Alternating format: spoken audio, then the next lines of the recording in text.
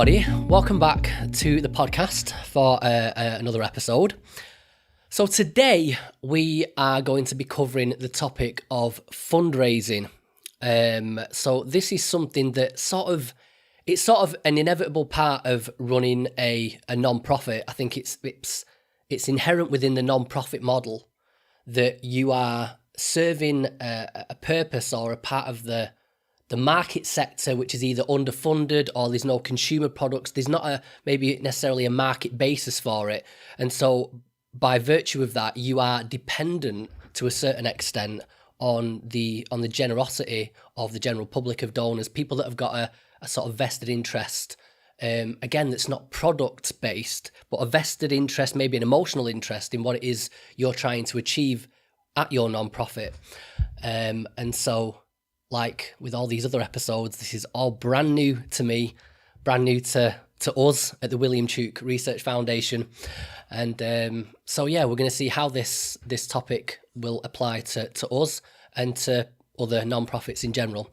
So my guest today is Ken Burnett. Ken is an author, lecturer and consultant on fundraising, marketing and communication for non-profit organisations all over the world. Ken has served on several non-profit boards, including the International Anti-Poverty NGO ActionAid, the International Fundraising Group, the UK Disasters Emergency Committee, and most recently, the World Land Trust.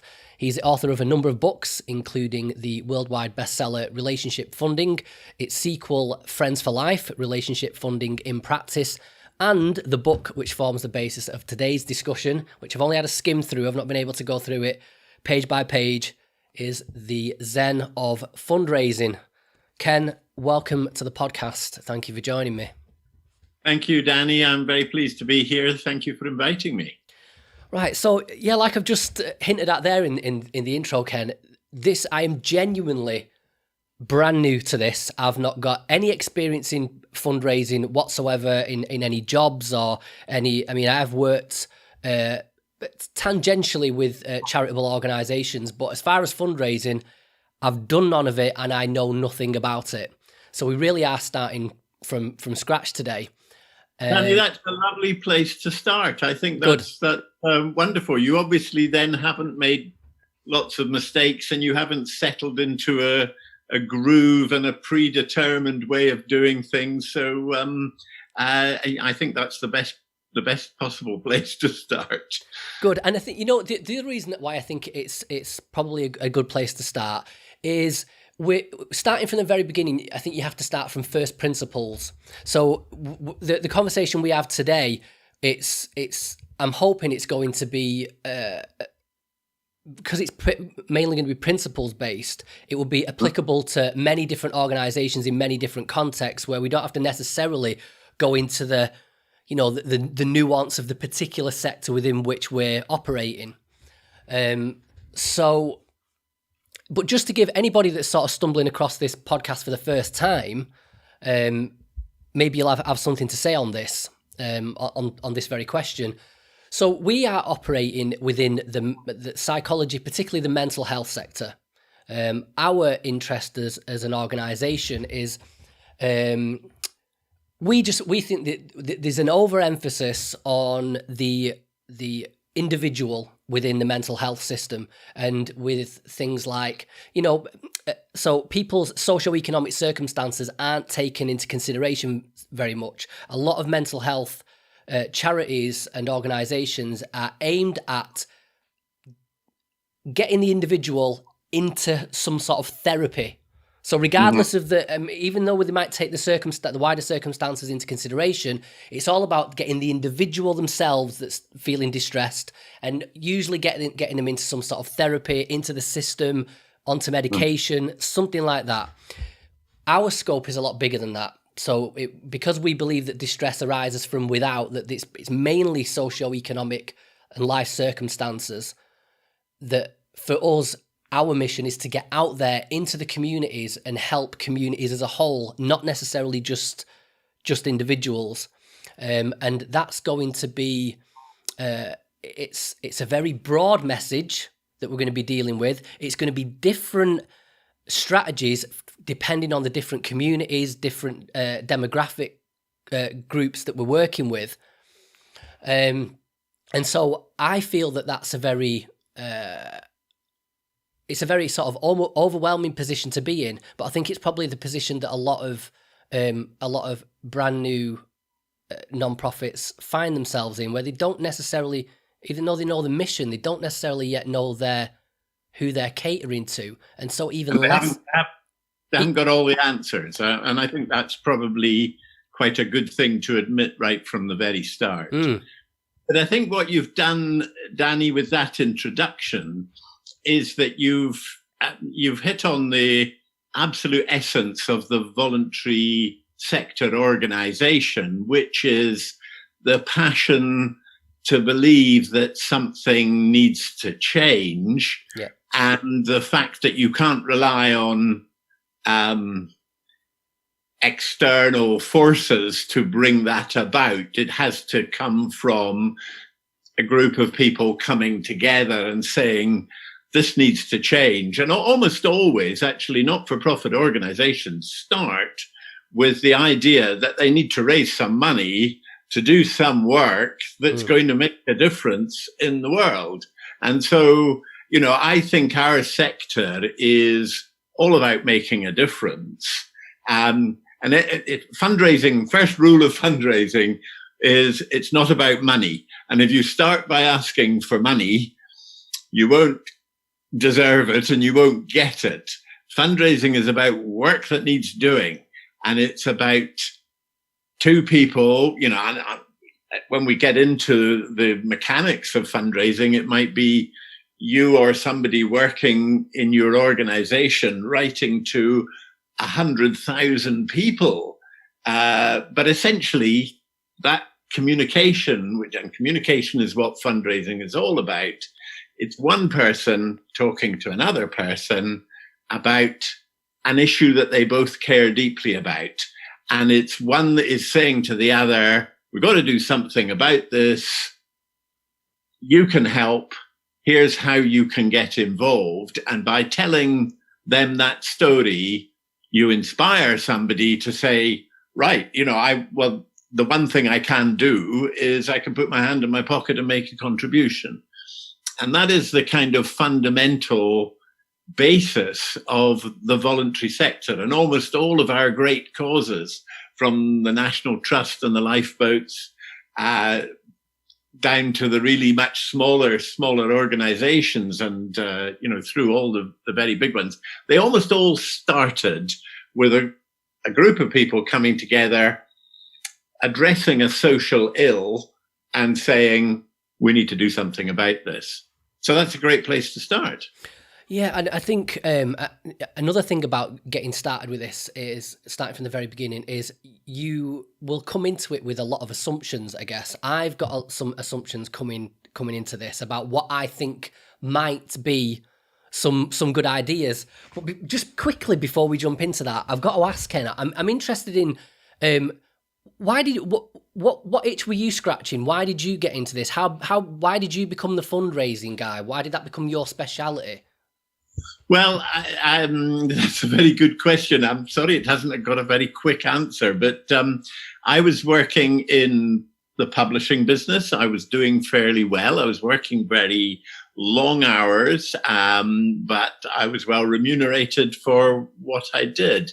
But I didn't go home in the evening feeling that I'd enriched myself and my colleagues, but I didn't feel that I'd done anything of great social value.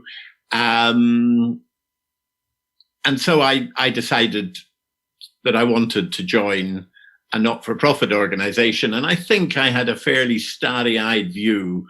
I was 26 years old at the time. So, but I was lucky enough, I was taken under the wing of a very remarkable guy who put me into a position of authority in a very small charity.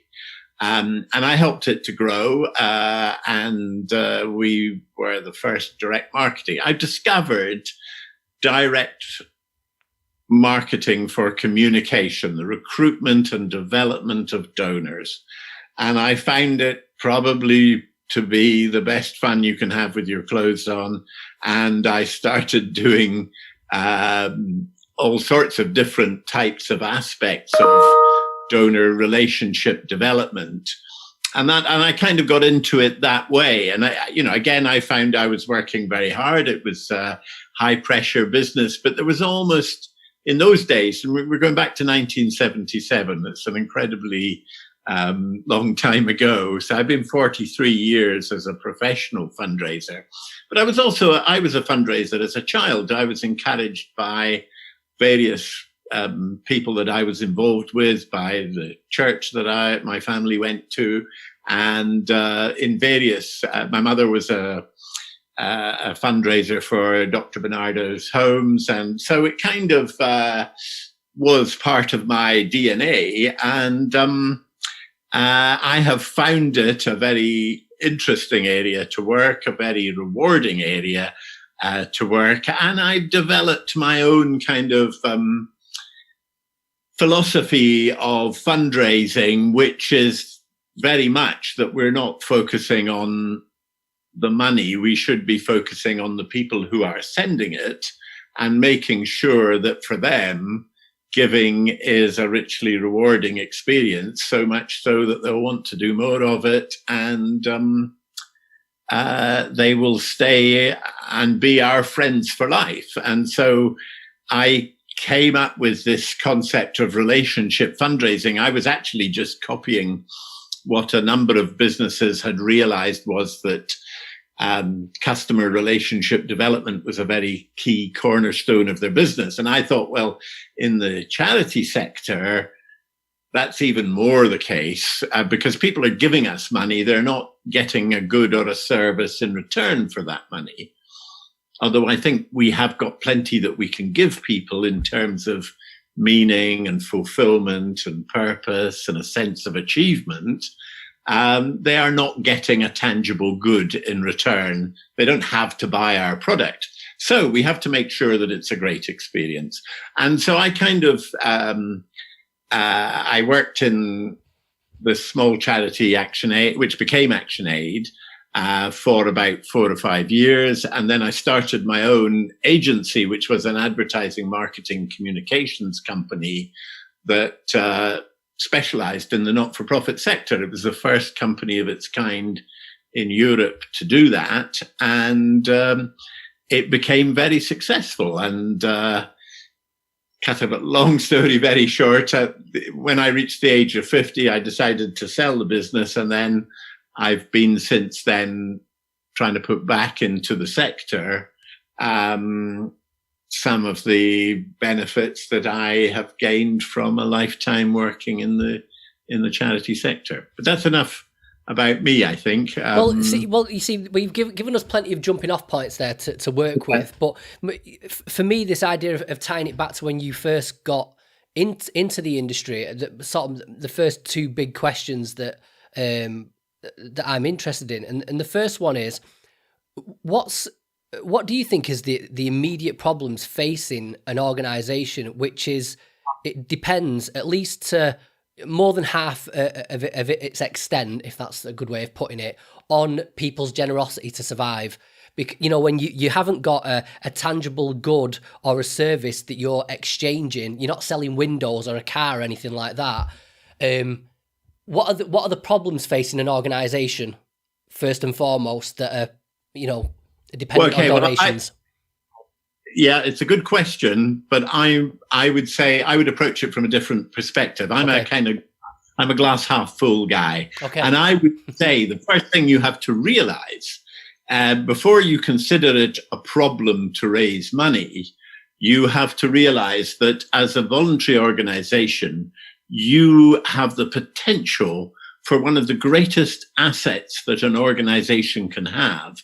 And that is that you can build a base of supporters, of people who share your vision and your mission and your values and your purpose. And you can build that up to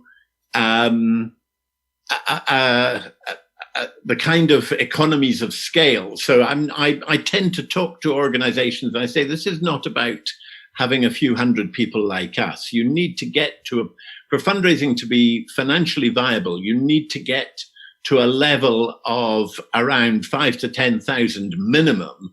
But actually, the real economies of scale come in when you get way beyond that. And these people, so we're in the people acquisition business. It's not acquisition. We're in the people inspiration business, I guess, is much better. I think we have to realize that this is the greatest asset. If we have a substantial group of people who believe as we do and who are prepared to support the work that we do with hopefully regular financial contributions, like a monthly, the proposition that most charities offer to their supporters nowadays, it wasn't like this a few years ago, is that they ask them to become a monthly donor. And if you have 10,000 people giving you on average £10 a month, you have a solid, dependable financial base. It's the magic of averages, because you're not dependent on one or two large sources of funding. And so unless you do something really, really stupid or wrong, that's a very dependable and reliable source of income. And then whenever you have an issue or a problem or something that you need to, you have a threat or a challenge, you turn to your supporters and they will always see you all right, because that's the nature of charity supporters. Donors, organization supporters, volunteers are just the same. People who give their time, just as important as people who give their money. And you have to realize that this is, it's a fantastic asset. And so you have to value it, you have to nurture it, and you have to build it. And that really is what fundraising is all about. As I say, start with asking for money. You're going the wrong way about it. So I don't think this is a question of the problems. I think it's how do you take advantage of the potential that is in that particular aspect of the kind of organization that you want to be. But you're absolutely right. The hardest time is getting started, and the most difficult supporters to recruit are the first few hundred. Yeah, and that's quite a challenge. It is very important that you and your trustees and your management team that you realize that there are certain fundamentals of fundraising that you must know. And one of the great problems that afflicts the voluntary sector is trustee boards who don't understand and don't know and don't value and don't respect fundraising because they have not done their homework. And equally, I would say we have a crisis of leadership in our not-for-profit sector.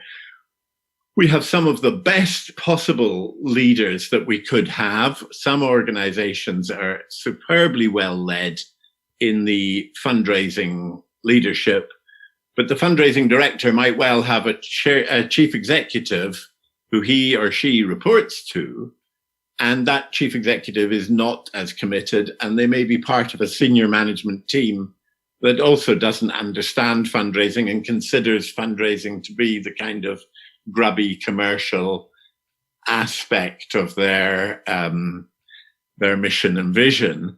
As kind of lots of trustee boards and senior management teams see fundraising as a necessary evil, whereas actually fundraising is central, absolutely at the core of the why of a charity, the mission and the vision and the values, and why people will come to support it.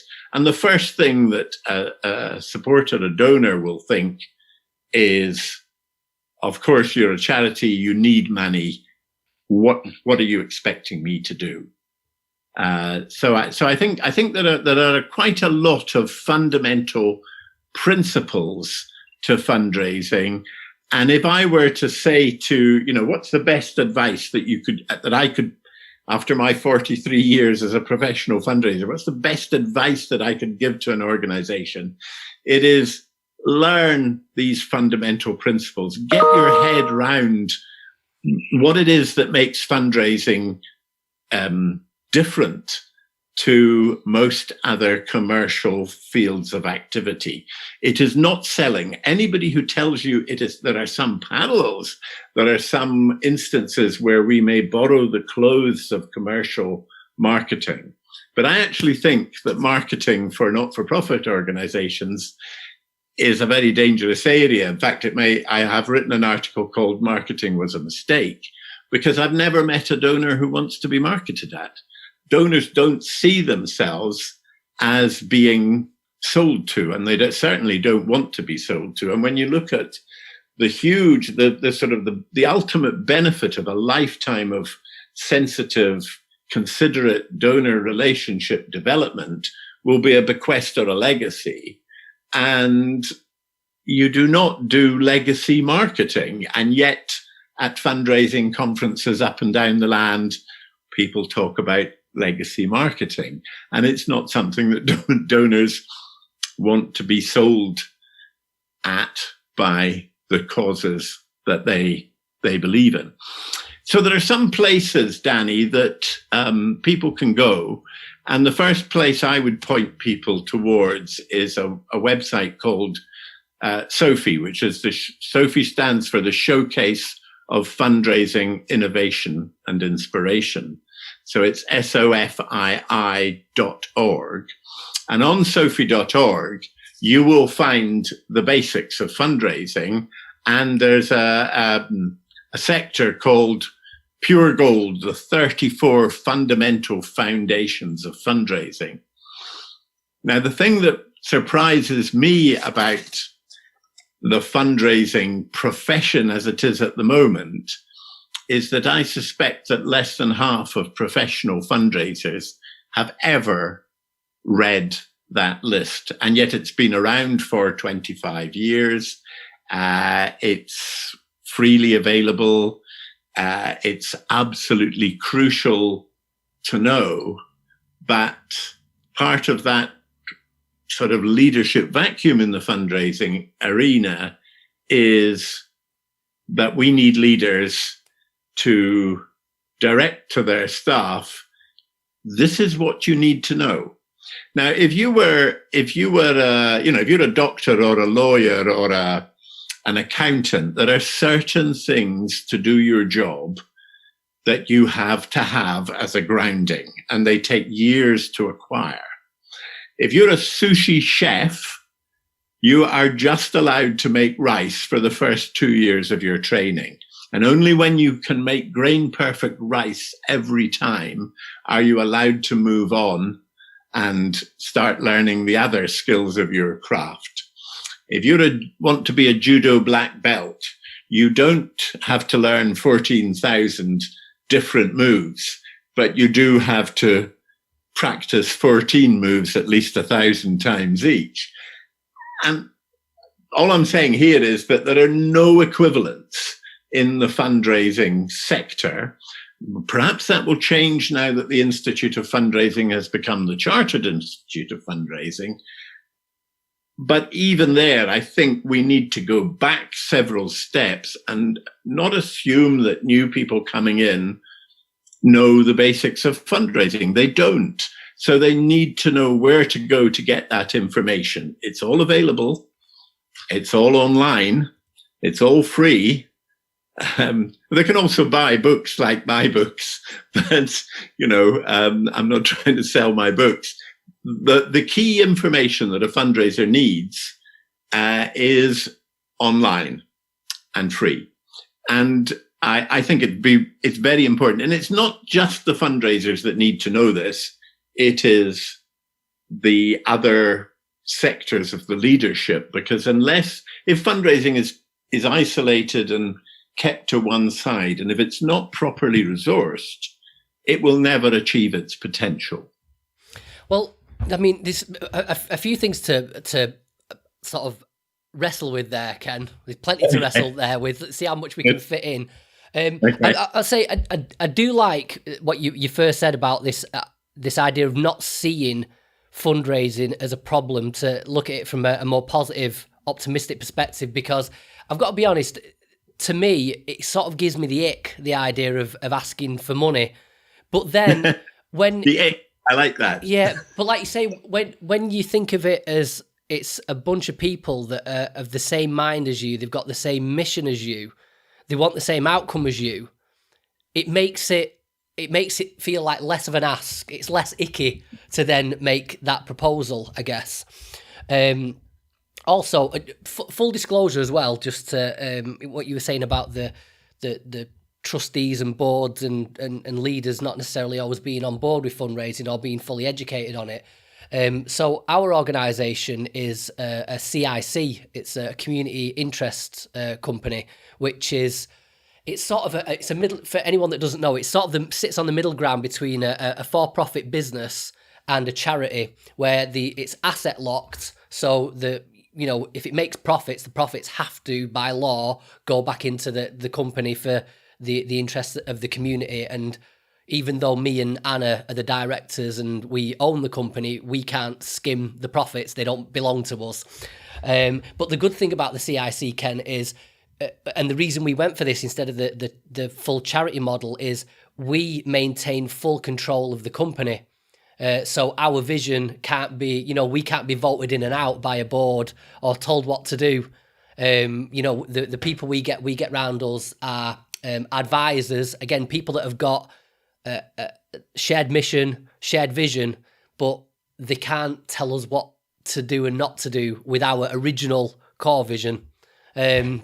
Do you would you see that as a benefit, or not necessarily so? Well, I think it's an interesting evolution, and I know that the CIC is popular, but if we go to the classic charity model, it's very different from the classic company model, because in a charity you have the management team who are usually salary. I mean, this is not so true for very small organizations, but once you have an established organization with an established supporter base, you will find that it has a staff, and the staff will be managed or led. So, I mean, I tend personally to work mostly with the larger charities. And so normally they would be a senior management team, which is composed of a chief executive and finance director,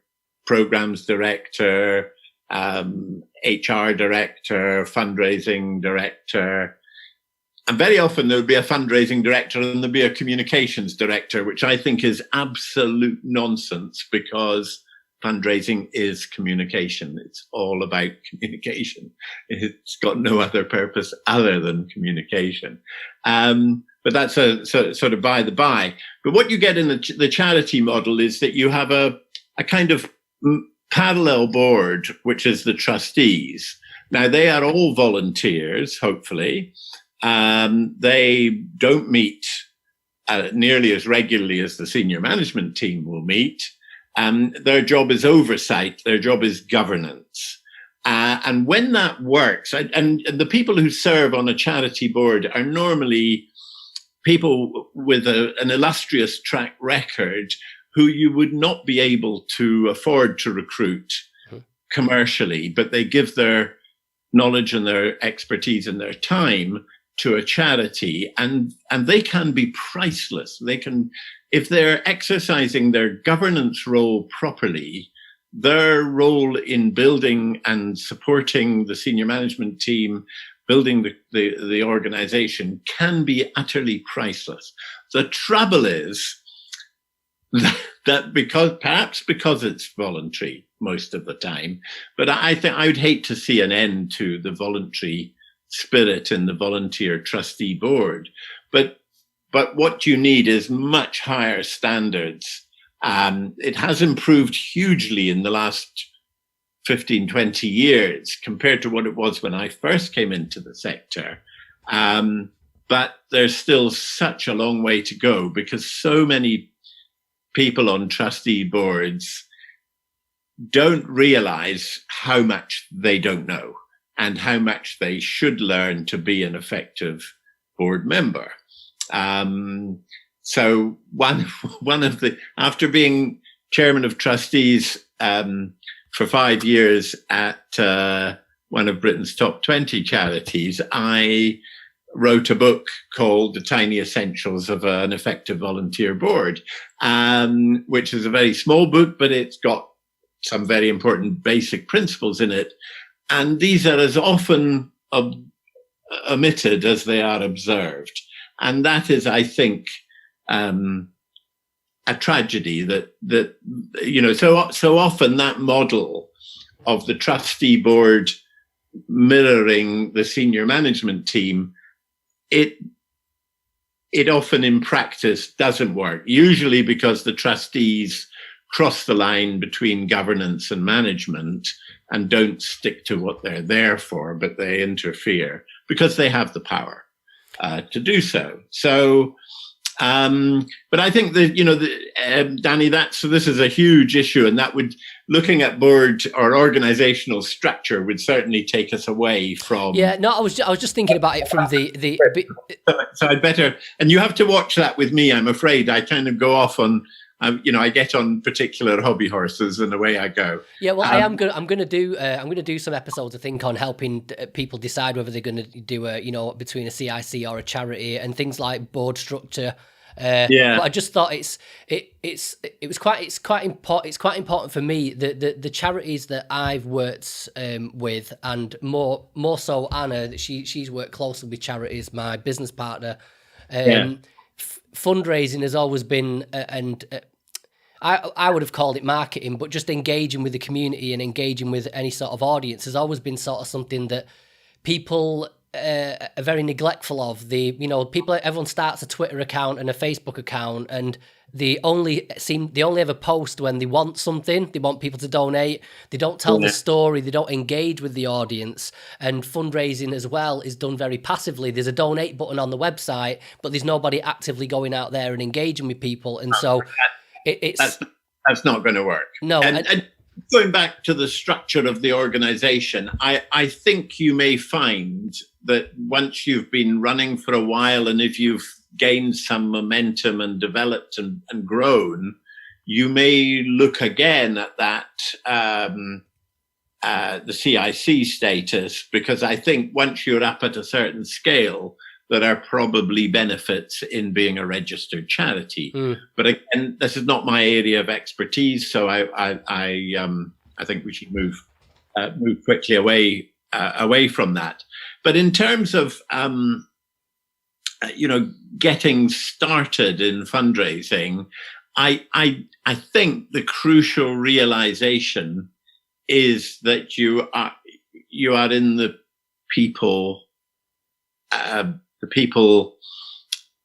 finding business. You want to find people who will become supporters and who will care as passionately about the cause as you do.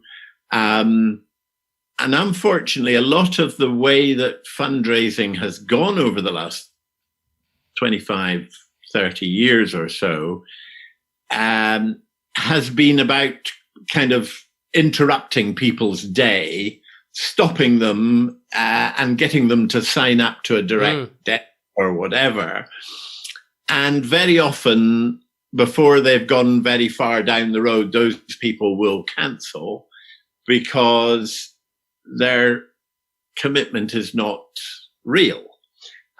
So actually what you said they're not telling the stories. I mean, actually, my most recent book is called Storytelling Can Change the World.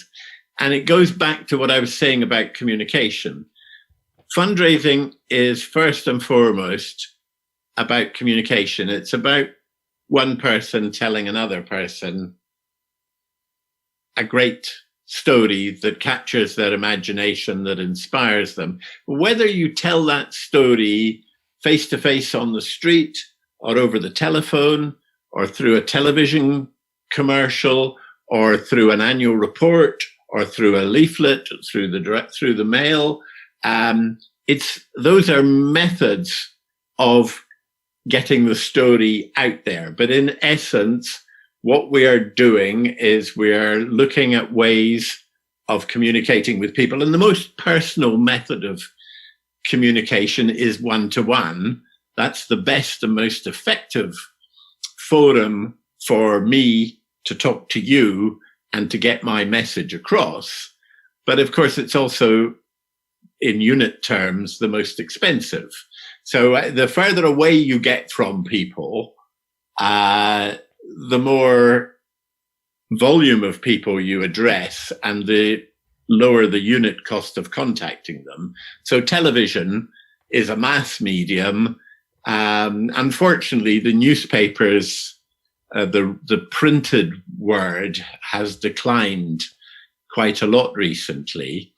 But and then new media such as digital, Twitter and WhatsApp and Facebook and all of those things have come along, and actually some of the traditional workhorses of the fundraising sector are being rather neglected nowadays, particularly direct mail and inserts, because younger fundraisers tend to be averagely in their late 20s, mid 30s, perhaps 40 or so. And they want to get into electronic, the media, which is considered to be the sexy medium of the day. Well, sorry, Ken, that's interesting that you use the word neglected there, because you see, for me, again, maybe I'm not exactly young. I mean, I'm pushing 40 now, but Good heavens. I'm thinking that. Well, let's just throw my plan out there, and I'll bring this into it. This idea of neglecting traditional media, and then you can sort of pick it apart and critique it and see what you think of it. Because this is all just based on assumptions. Somebody coming into it with no experience and thinking, kind of just throwing mud at the wall and seeing what sticks. Okay, Danny, but could I just leap in there and say that really what you should do is not think, how do I like to be communicated with? The traditional donor, whether we like it or not, there are various terminologies used for the typical donor, but first of all, she's probably female, but not so much so, but maybe 45%. She will be older, probably well above 50. Actually, in some cases, well, more likely to be 70 and older. And they tend to be middle-aged, middle-class, well-educated, well-informed, comfortable. Because one thing, to be a donor, you have to have disposable income. You cannot be a donor unless you have some of your income.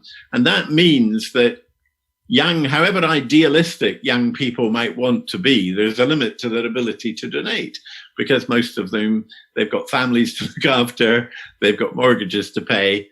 It's those wonderful golden generation of people who have come to the end of their working lives, who've paid off their mortgage, who've got insurance policies maturing, who've got disposable income, who are getting a pension coming in, and they're asset rich, and these are the typical donors. Right. And so what we've got to think of is what's the way to reach them.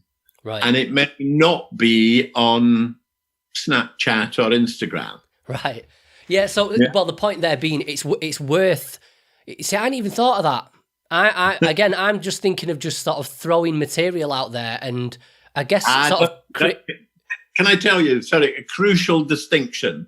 Go on. If you remember nothing else from what I say, there is a very big difference between information and communication.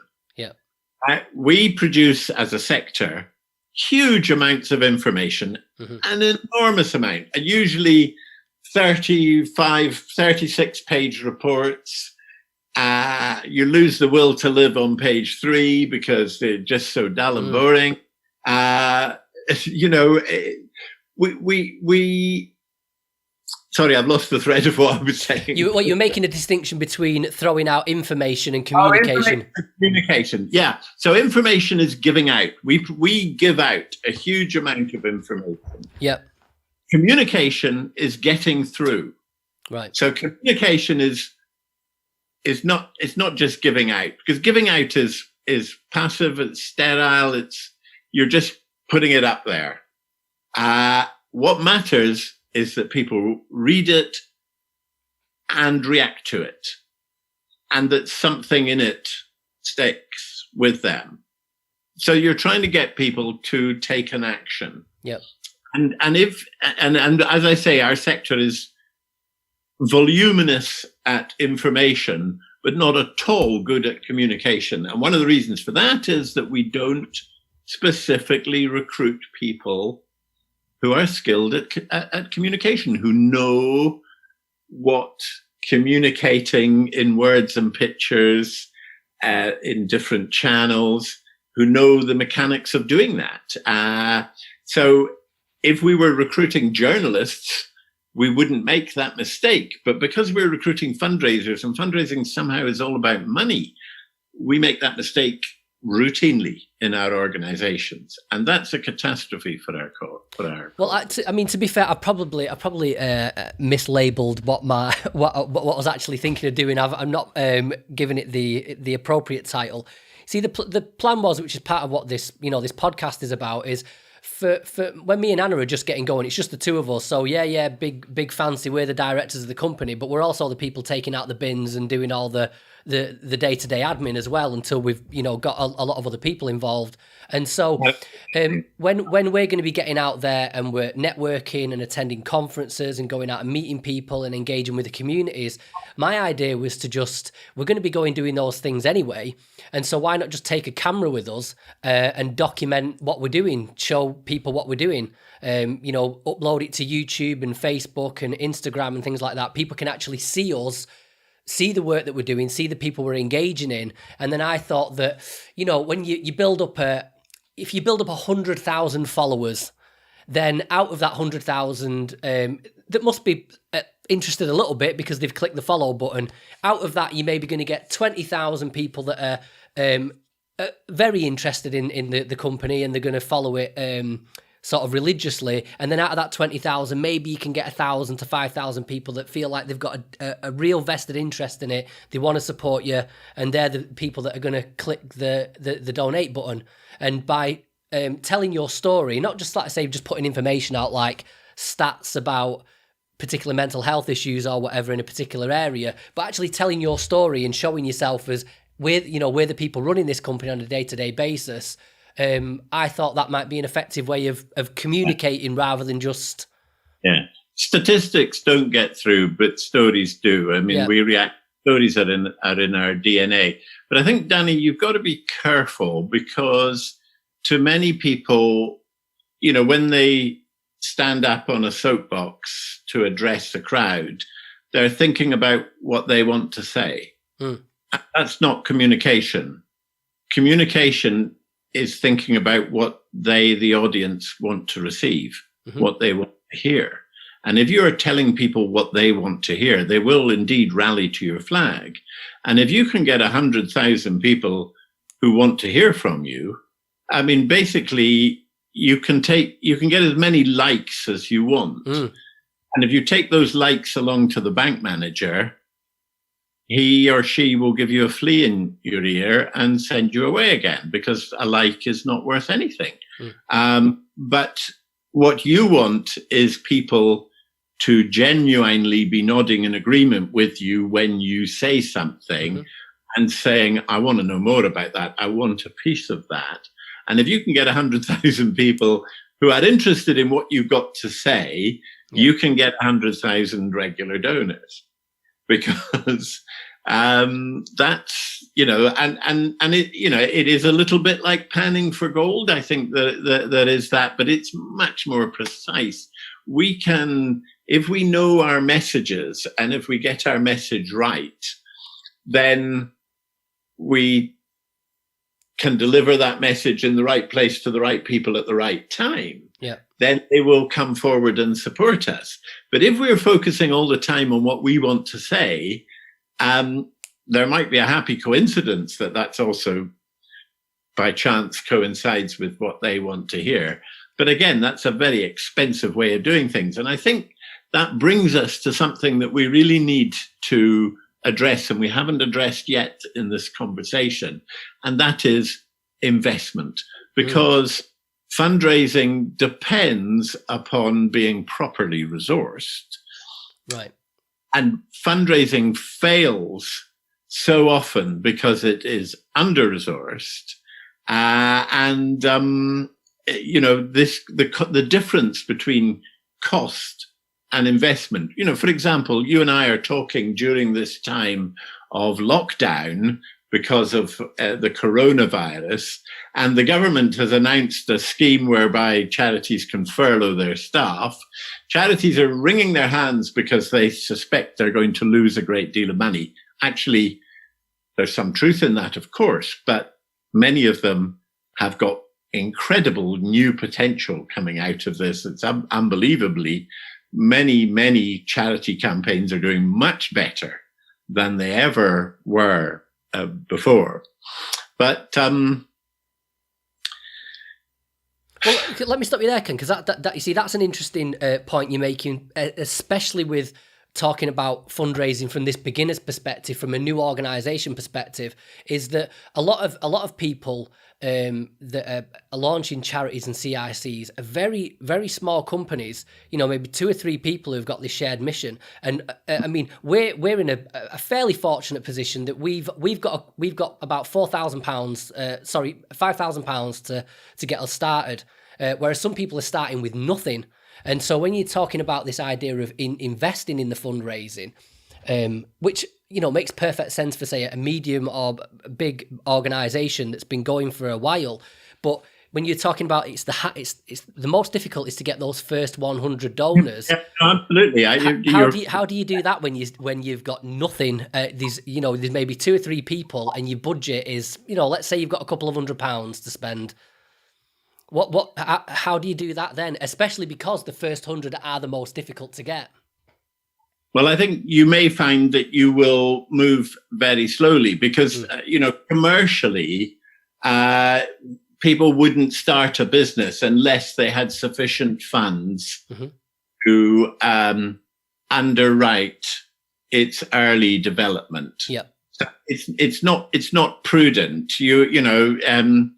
You have to speculate to accumulate. You can't run an enterprise on fresh air. And so it is really incumbent upon us to realize that, fundraising is not a cost activity. The point that I was making is charities, when they have to cut their costs, they choose to furlough fundraisers. Right. Which is totally bizarre because fundraisers are the people who are going to bring your money in. But to get them to do that, you have to give them the tools to do the job. And if you don't, quite honestly, your fundraising won't grow unless you can provide them. So I would say that, if you're talking about a £5,000 annual budget for fundraising, you're going to have to do it all yourself. You are not going to be able to get professional help. Now that's not disastrous because there's lots and lots of free help around. And so I mentioned the Sophie website. That's got loads of things that can help somebody like you. But the other thing is you have to realize that you need to, for particular types of fundraising, you need to lay long-term foundations. There are very few easy money, quick hits to be had. I would say you need, if you have what you genuinely believe is a big idea, then you need to find a few well-disposed benefactors who will underwrite your early development. Yep. And that may seem a very harsh judgment, but it is economic reality. Yeah. You can't. Like the truth. Prefer the truth. You can't do fundraising unless you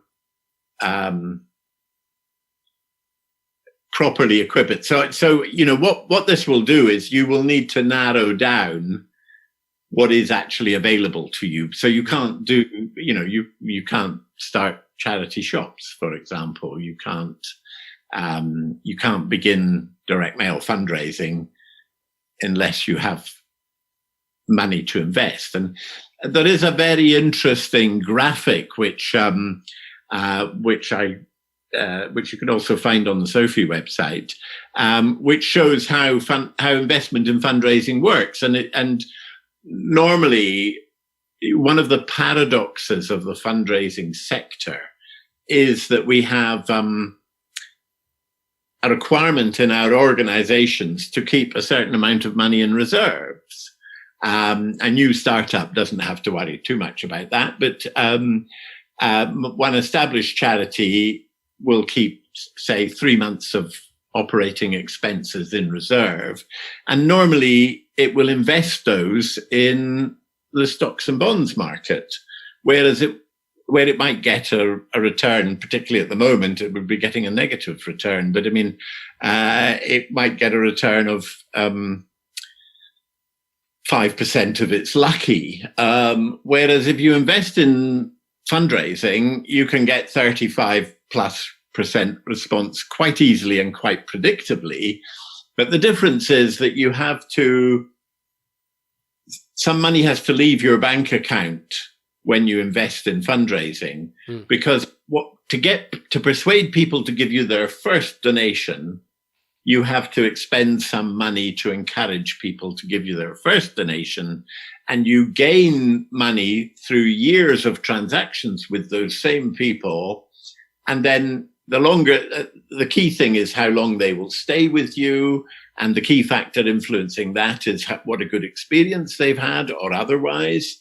And ultimately, they will leave you a legacy, and that's where the income goes through the roof. So it is a long-term business. You can't, as I say, there are very few quick-hit fundraising, and even to get a guaranteed long-term return from most of the accepted methods of fundraising, you need to have some initial investment to get you into the game in the first place. So for you, I would say you're looking at getting friends and family and your networks to support you, targeting key individuals. So you're working in the field of mental health. You need to, that's an area that's chronically underfunded at the moment, where a lot of people touches just probably every family in the land one way or another. You need to find out those people who have really had issues like that in their lives and who are well enough disposed and well enough resourced to invest in your dream. But I would not attempt to get very far with a treasure chest of £5,000. That will get you onto the platform, but it won't get you onto the train. So just to sort of bring this to a close now, Ken, because I know we're limited on time. Would you say those are fundamentally different sort of fundraising skills then? Because I'm thinking you've got your donor, which is £10 a month donor, and then you've got maybe someone who's a bit better off, maybe someone who can donate maybe hundreds of pounds a month, and then you've got the wealthy donors that are going to cut you that one check, which for £5,000 or maybe £1 million or whatever it is, and then you've got a legacy donation where someone wants to leave something to an organisation in the will. Is it fundamentally 4 different approaches to those 4 different demographics, do you think? I don't believe so. No. and I'm not. Some people might disagree with me, Danny. I have long felt that. I mean, yes, that. So I talk of the myth of the major donor. A major donor is somebody who tends to be treated a bit better than the average donor. I think we should treat every donor as if they were a major donor. That would be the ideal. Somebody who is giving you £15 out of their weekly budget because they've been moved to compassion by something that they have heard from you, a story you have told them, they may be making every bit as much or more of a sacrifice than a genuinely major donor who writes you a check for £50,000 from his family trust. But we tend to treat them as if they're an entirely different species of people. No, right. Both have been moved by something that you have presented to them, which has touched them in a way, because the reason why you expect people to support your cause, you have put in front of them, and they have been nodding in agreement at every step of the way. And it doesn't matter what the amount of money somebody gives you, the process to get them to give. And we should all, there's a Jewish expression called where they say you have to give till it hurts. I think in most cases, people need to feel comfortable about their giving so that they're not giving in such a way that it damages them. I think that they should give up to the point that where it starts to get a little bit uncomfortable. And that's they then need to stop, because you don't want your donors to be feeling buyer's remorse, to be feeling regret that they regret their decision to be generous to you. It's the same techniques, the same basic skills that apply. But, so when I'm recruiting mid-level donor, I hate to categorize people as that, because every donor is giving with their heart. But if somebody's, say, giving £10 a month, and I'm writing to those, say, for Greenpeace or the National Trust or whoever, I might be writing to 100,000 people or even 1 million people at the same time, telling them a story and hoping that they will respond. If it's a major donor who's going to give £1 million, it will be 1-to-1, and it might take me 6 months to land the deal. But the process essentially is the same. You just may plan the journey somewhat differently relative to what you can invest in the outcome and how long you can wait for the outcome. But from your point of view, I think you want to get people, a small number of people, and I would treat each and every one of them as a major donor, as a lifeline. I would be prepared to have 20 people close the door in your face. The 21st will come up with the goodies, and it is incredibly satisfying. I started a foundation. My early fundraising efforts did not turn out to be all that successful. But then a most amazing guy in the House of Lords sat me down, and at the end of my conversation with him in the Grand Hall of the House of Lords, he said, okay, and he gave the seed capital that started the foundation. So I've been in that position, Danny, that you're in. And when that one, it will be heartbreaking to get continued rejections. But when the one comes right and says yes and gives you a substantial, a transformational gift, there is very few feelings quite as good as that. And that's what makes fundraising worthwhile. But, we do have to get the for fundraising to really be effective, you need to get on up to a certain level. And unfortunately, it is, the law of getting returns, diminishing returns. You need to get up to a certain critical mass before you can actually see your different strands of fundraising coming true.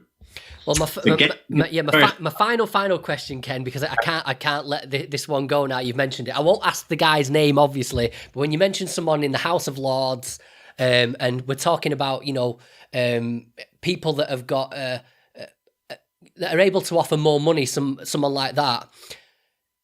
Is cold calling an idea with those people where it's, say if you've already screened somebody like that, like I know they've already got a vested interest in this particular sector, they've got an interest in what we're doing, even though they don't know about us, they know about the subjects in general, and we know that they've already donated to people in the past. Is it then okay to just be a bit cheeky and pick up the phone and try and directly talk to people like that? Because I'm okay with doing something like that, I think. Yeah, no, I mean, I think that can work, but increasingly you'll find that there are barriers in your way and people won't want to be approached in that way. I could try to approach people in a way that they will want to be approached. So, perhaps trying to find out. So say you were targeting people who have a child who has had mental health issues. So this is a successful businesswoman or businessman who has had a family history of mental health issues. You need, I think, to do, first, you mentioned research. You've done your profiling. You've identified this person and they've come very high on your priority list. And, I think you'll break your heart doing cold calling fairly quickly because it just won't get you terribly far. But I mean, it's a long time since I did do things like that.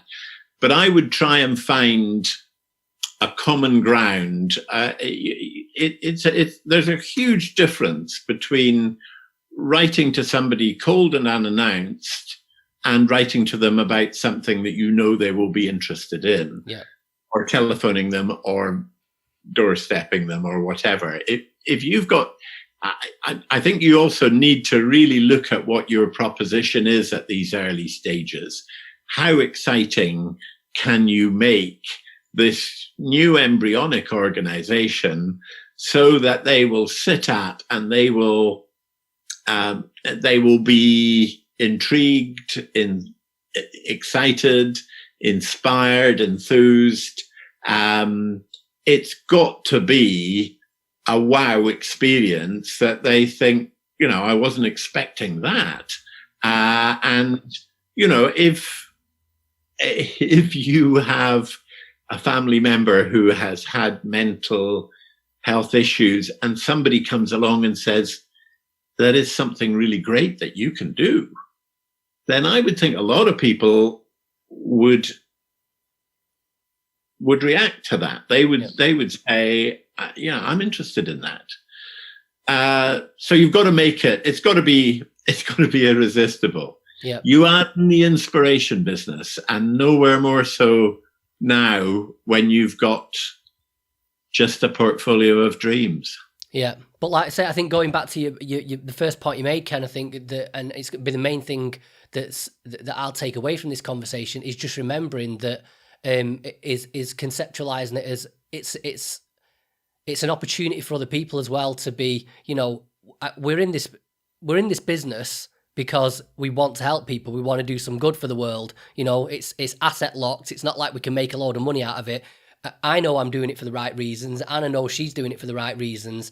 And just internalizing that, I think, will help with that entire process of approaching people, of pitching an idea to them, of trying to find people that have got a shared goal and a shared mission, instead of going out there like, oh, we're a small organization, we've got goals, but we've got no money. Can you please give me some money? It's a completely different attitude.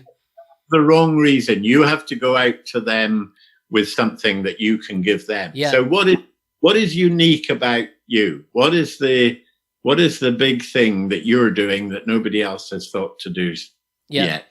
What's the difference that people give to make a difference? The other thing they give to infallibly is the hero figure. So look at Captain Tom Moore, who's been walking around his garden during lockdown. And, he started with a target to raise £1,000. He's 99-year-old. So he's an immediate hero. And people have flocked to him, while loads of organizations are wringing their hands saying, we can't possibly raise money in this difficult time. People are throwing money at Captain Tom Moore. Yeah, 24 million, I think, last time I checked, he was up to. Right. It's over that. Is it? Past now. It was a few days ago when I last. So, this is extraordinary. But what it shows is that people give to need. Of course they do, but they also need to give. Right. And if you can capitalize on that, and I would say if my son or daughter had risked suicide because, then, I would feel a need to give. And I would say if you can target your prospects and, make that list as long as it needs to be, build up your war chest. I'm sorry, Danny, £5,000 doesn't cut it. You need 100. You need 100 at least. Right. Okay. Well, the book is the Zen of Fundraising. Is it 89?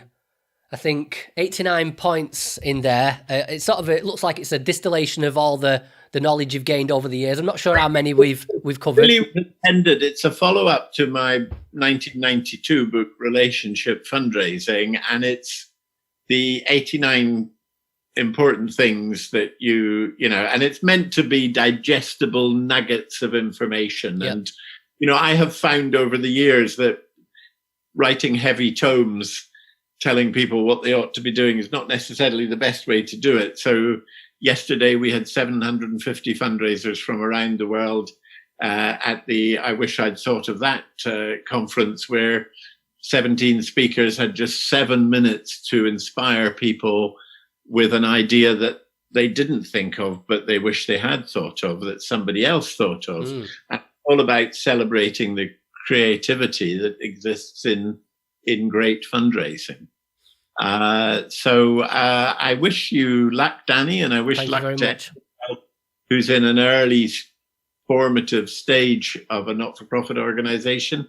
I would like you to tell me in a year's time how you're getting on. Well, you know what, Ken, it's a nice goal to have. Maybe in a year's time, we'll be contacting you, and we've got a fundraising budget now. So let's get into the nuance of how we actually get our teeth into this now. So how to make that repay tenfold. And that's not, once you have the adequate resources and you have the right mindset, and you're not risk averse, which is again a problem that affects our whole sector. People are risk averse. You can really get return on investment by investing in fundraising that is fantastic and reliable and very safe. Because if you know what you're doing, but if you don't know what you're doing, there's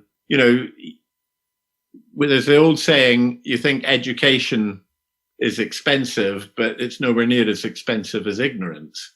And the trouble with the fundraising sector is that so many people are ignorant of what it is that works. Once you know what works, but you do need to get started. And I think to do that, you're going to need 10 or 20 individual benefactors, or one or two with very deep pockets, to get you to that point where you can actually take advantage of the great body of learning and fundraising that is around.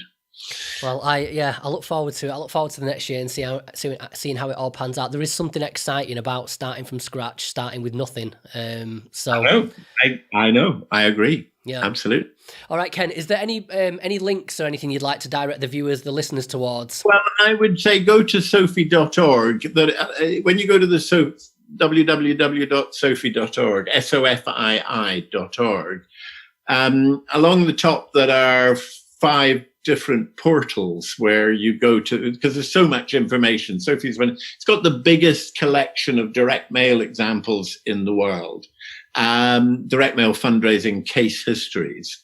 It's got everything about, or every aspect of fundraising. But if you pull down those portals, those menus on the homepage, you'll get a sense of what's in Sophie. And go to the basics of fundraising and look up the 34 fundamental foundations of fundraising.